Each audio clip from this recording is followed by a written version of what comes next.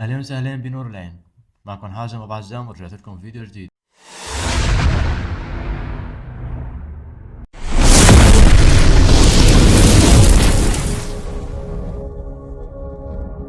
ايوه اخواتي، وبنرجع موضوعنا اليوم راح يكون عن حفل جوائز جويا وورز.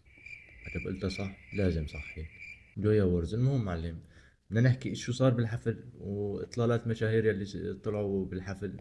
فيديو يعني 90% تسليكي، بس اخرته معلم شي مرتب عن انتقادات اب ماريو وملا الشامي. المهم اخواتي، هذا الحفل اللي صار في المملكة العربية السعودية اللي اجوا عليه كتير فنانين سوريين، وكتير نحن بنفتخر فيهم وكتير نحن بنحبهم.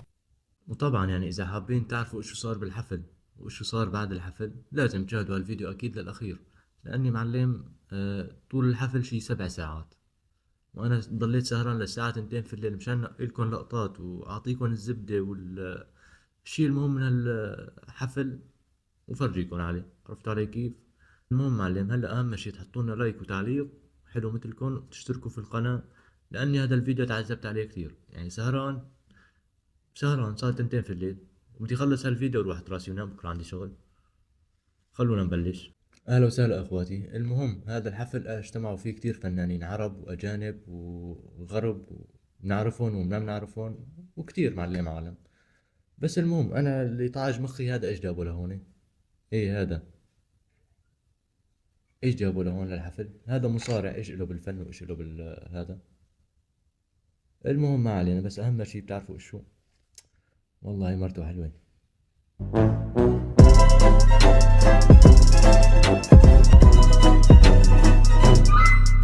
ايه الله يخلي له اياها. بس عن جد يعني هذا ايش جابه على الحفل؟ هذا هلا اذا بيعصب له من شي واحد معلم بيثبتوا بهالارض، بينتفوا بوكسين 3 بيروحوا. المهم ما علينا، خلينا نشوف اللي بعده معلم. شوفوا لي كمان من معزوم على الحفل. ايه الشامي يا ليل ويا العين اللي صراته راسنا بغنيته، اللي فاز باكثر اغنية استماعا ل 2023 مدري 24. الأغنية الفائزة هي يا ليل ويا عين الشامي.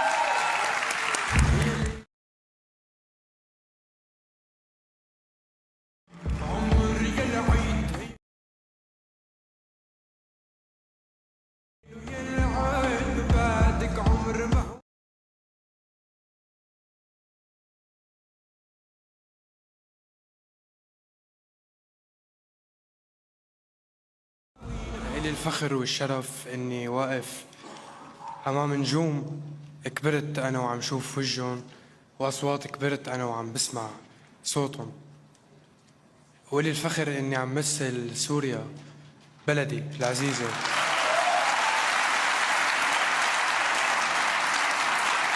شكرا. الحمد لله على كل شيء. شكرا للسعودية، المملكة العربية السعودية. شكرا معاليك، فتحت لنا هي الفرصة لنكون هون اليوم. شكرا مرة تانية لبلد سوريا وللجيل اللي عم يدعمني لكون عم مثل الأغنية العربية وهذا الجيل هون. شكرا. واللي فاز باكثر اغنية استماعا ل 2023. عرفتوا علي شلون؟ المهم، وشفتوا لي كمان من معزوم نارين ورامي، يلي مفكرين ما في حدا خطب وحب في العالم كلياته غيرهم.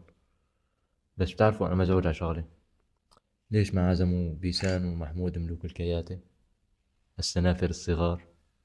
بس هو انا يعني بعرف منظم الحفل بيعرفن صاحبهم كني ما عزمهم هن وما عزم محمود وبيسان.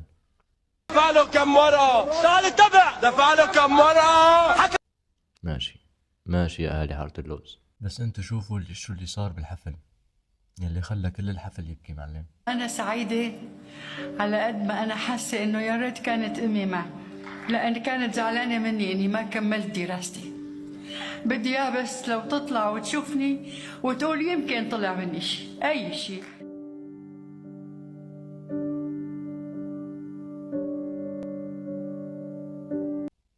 من جبل القديرة منى واصف.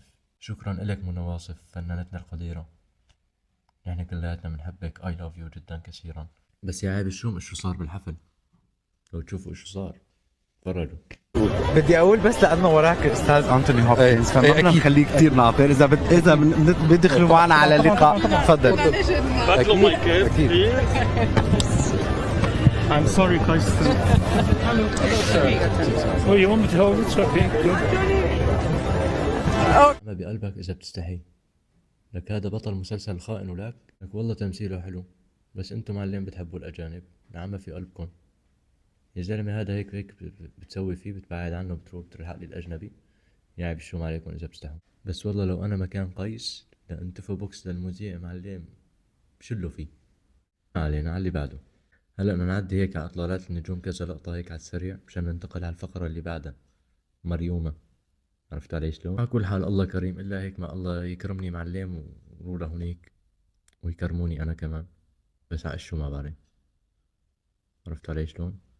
حطولنا لايك واشتراك على السريع، ومناخدنا هيك كم لقطة بنتفرج عليهم اخواتي. تفرجوا معي.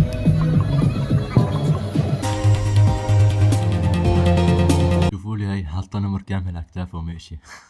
قال بتقولوا هدول ما بيشوفوا حالهم. طلع على المنظر، حسبي الله ونعم الوكيل.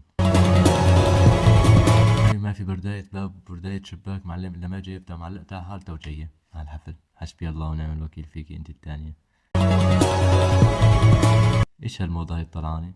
كل واحدة بتسحب لي مع روب 350 كيلومتر وراها وتضل ديرتي. لا حول ولا قوة الا بالله. ننتقل على الفقرة اللي بعدها، فقرة ابو مريومة معلم.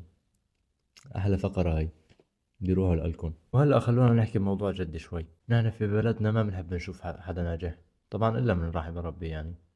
بس نحن هيك معلم شعب ما بنحب نشوف حدا ناجح. بكل مرة لازم واحد يطلع ويحكي ويعيب ويحطم المعنويات معلم. والمشكلة اللي بيطلع وبيحكي وبيعيب بيكون شخص ما بيسوى. عرفتوا علي شلون؟ تشوفوا لي هالنمرة يعني. إذا هذا ابن امبارح كرمته أنت بهذا الشيء، إلي أنا ابن 60 سنة بهالوسط الفني، شو بدك تقدم لي؟ لا يا عمري، مين هذا كيف بده يحمله راسه بكرة؟ يا حذركم على مين عم يحكي؟ ايه نعم عم يحكي عن الشامي حبيب الملايين معلم. عم يحكي وبيغلط عليه وما بصير هذا يكرموه. يعني الزلمة كتير متضايق. طيب انت عايش دا يكرموك يعني؟ مريومة يا اب مريومة ولا عقشو كمان؟ نور حلبي بتعرفه؟ متذكره ولا ذكرك فيه حبيبي؟ يا روح قلبي انت. واحد مثلي يقدر يضحك عليه، فما بالك ببقية المسؤولين عنا في البلد. في عالم من الثوار زعلت عليه انه انفضح. احترم شيبتك، خلاص 76 سنة خلاص. انا بدي اعرف ليش المشاكل وليش الفتن وليش ما بنحب الخير لحدا. احنا اولاد بلد واحد، ليش ما بتحبوا تشوفوا واحد ناجح يعني؟ لهالدرجة متضايقين منه؟ بالعكس الزلمة يعني شلون بدي اقولكن ابدى موهبته وفاز بالجائزة غصب عن اللي بيرضى والما بيرضى.